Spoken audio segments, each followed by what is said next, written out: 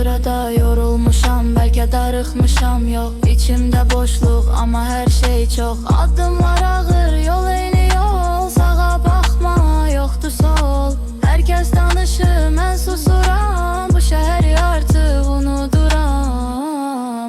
Bakma mənə, görməyəcəksən.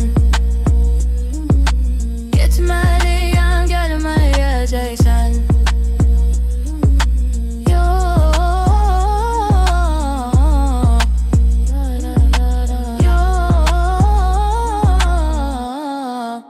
Her şey yok olur.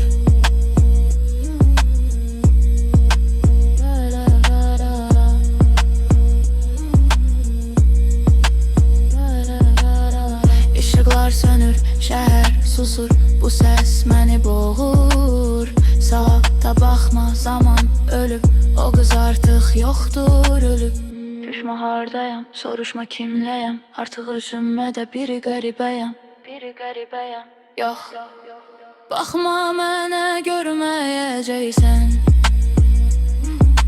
Getməliyəm, gəlməyəcəksən.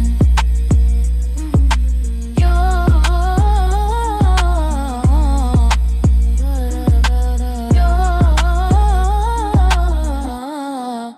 her şey yok olur.